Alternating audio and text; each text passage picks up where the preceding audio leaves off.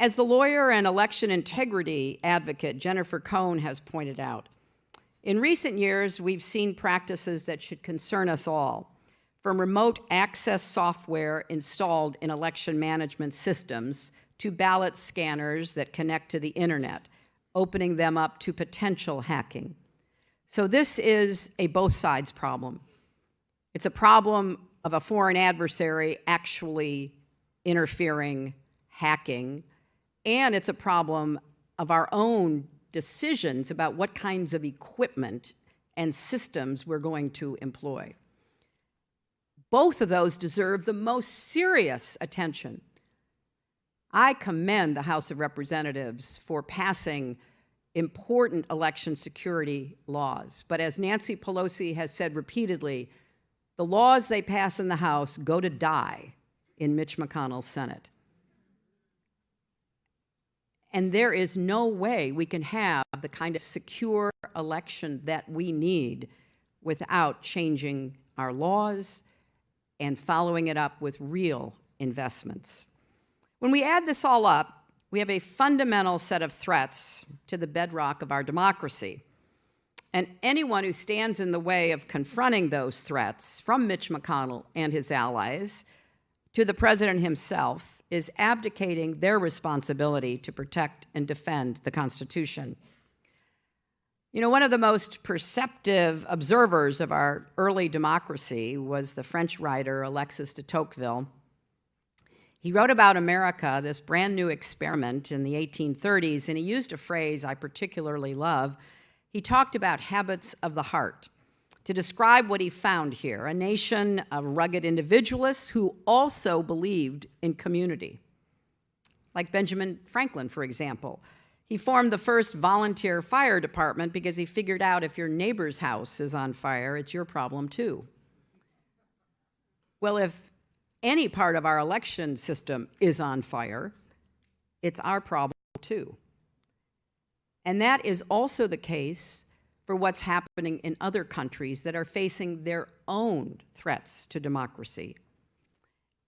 When I was Secretary of State, I traveled to 112 countries, and one of the main things I talked about were free and fair elections. It's one of the reasons why Vladimir Putin dislikes me so much, is because that was a direct threat in his mind to his ongoing rule.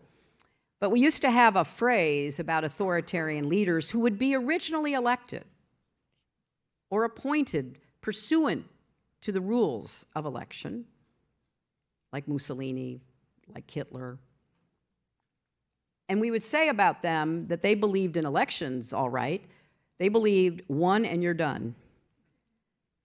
Get in, change the rules to perpetuate your own power, to grow your own authoritarian rule. So we have our work cut out for us, but actually I'm quite optimistic because there's a rising tide of people who understand this, and you will hear from some today. You'll hear from Leah Greenberg, who uses the tools that Indivisible has created to help citizens participate in their government. You'll see it in Voto Latino, led by Maria Teresa Kumar, which is dedicated to empowering and encouraging people to cast their ballots. To former Attorney General Eric Holder's efforts to fight gerrymandering, because you have to also be sure that when you vote and your votes are counted, that it's reflected in who represents you.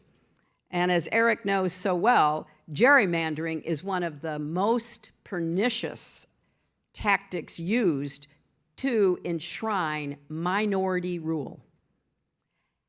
And you'll hear it from leaders like Andrew Gillum, who refused to give up after he lost an election for governor in Florida that was neither free nor fair and certainly not transparent.